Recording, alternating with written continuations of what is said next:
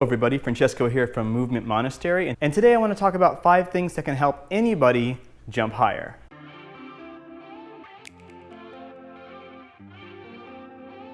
SAID is an acronym, S-A-I-D. It means Specific Adaptation for Implied Demand. Basically, you adapt to what you do. So in that sense, the more you are practicing jumping, the better you will become at jumping. So that's the first thing everybody should be doing, is jumping more. But I don't just mean just go ahead and jump, all right? There's 2 different types. You can jump up, you can jump forward. And then there's variations based upon that, all right? Jumping to the side, jumping backwards. But mainly, 2 things people want to focus on the most are jumping straight up and jumping straight forward. Now you should always be measuring your jumps, because without a measurement, how can you tell if you're getting better? Striking down on the lines where you're landing, because just by having that little line there, that's going to make you jump farther each time. It gives you a goal to go after, and it gives you context for jumping farther.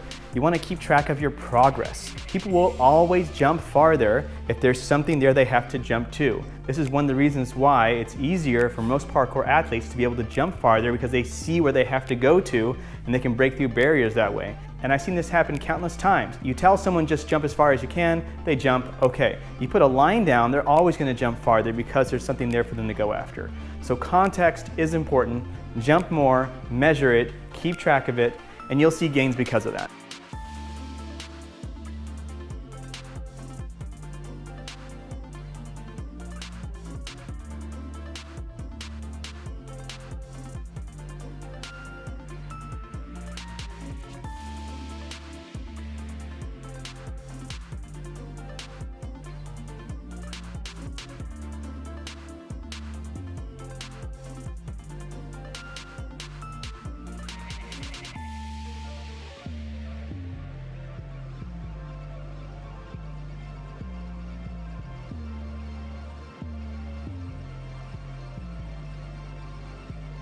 The next thing I want to talk about is plyometrics. Now I'm talking about the old school plyometrics, the tried and true plyometrics. This one's very, very simple. You simply go up on top of something that's about knee height or a little bit higher. You drop down to the floor and rebound up as fast as possible.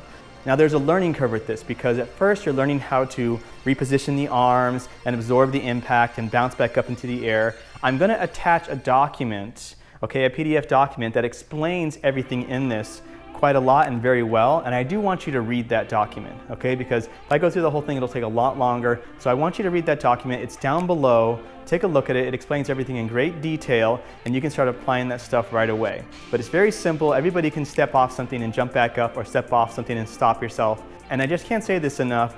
These work very, very well. And you don't have to add these things in a lot to get a strong benefit from it. In fact, you don't want to do them too fatigued, because the point is to be able to jump quickly, and anytime you're working on power-based things, you don't want to keep doing it so much that you're super fatigued from it, all right? At that point, you're not getting the gains you should be getting from it. Another thing you should be focusing on that's very similar to this is sprint work. It's not going to be in your benefit to try and run 100 meters as fast as possible. That's a competition-based standard, and it's pushing people really, really, really hard for that amount of intensity. In fact, most sprinters that compete, if you watch them, they hit their max speed for, I think, like a third of the thing, and then after that, they're fatiguing and getting slower.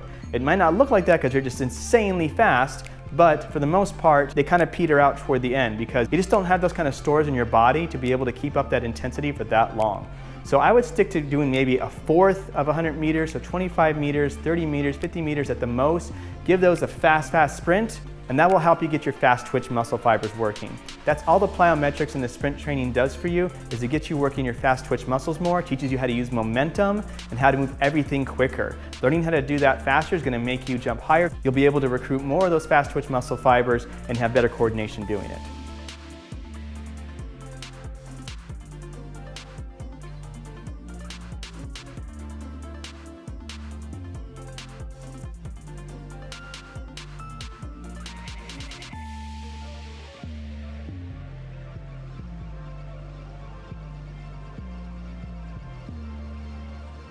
The next thing I want to talk about is your mobility.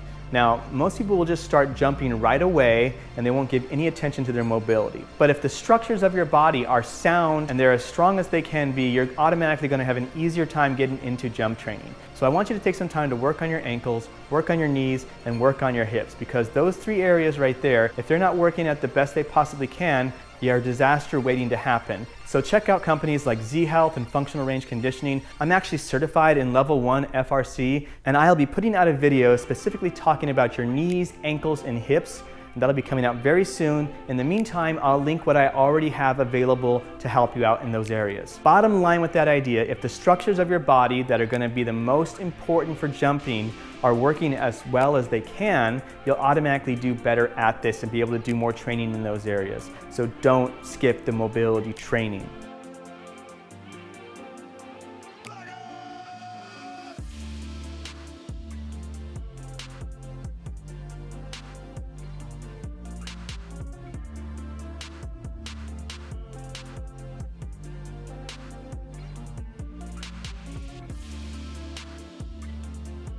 Another tool you can utilize is called blocking. Blocking is when you use forward momentum to help push you upward. You have to hit the ground at an angle, getting your feet slightly in front of your body so that when you come in behind it, it acts as a bouncing mechanism, pushing you straight up into the air.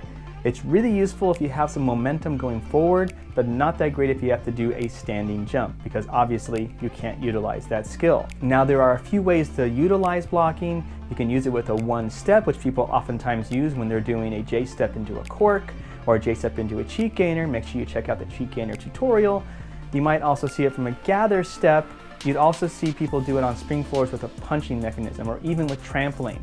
Hitting the ground at a slight angle, so long as you have some forward momentum, will pop you up more. It's utilized a lot in tumbling, as well as in volleyball and in basketball. There will be a tutorial up going into detail on this skill, so make sure that you stay tuned. I do have an older article that I wrote that you can check out on my website. I have the link below, but until then, just stay tuned and I'll get that out to you guys soon.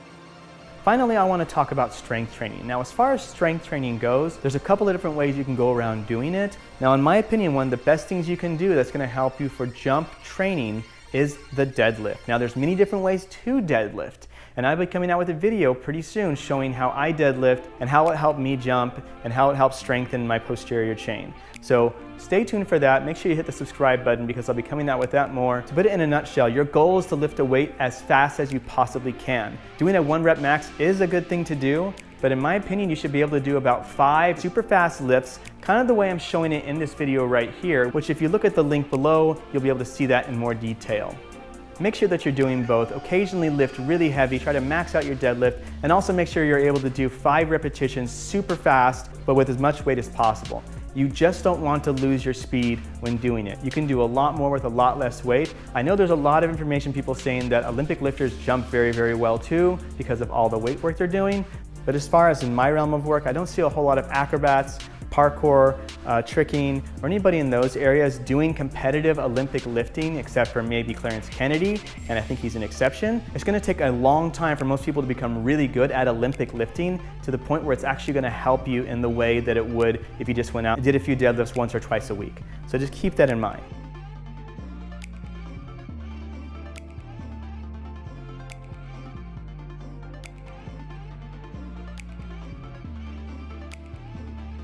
One more area I would recommend for resiliency of your body is doing sissy squats and the Nordic curl, or it's also called a GHR, a glute ham raise. I have the sissy squat tutorial already ready, so you can go ahead and look at that. But as far as the GHR, the glute ham raise, or the Nordic curl, I will have video of that out soon. So make sure that you subscribe so you don't miss out on any content that's coming out.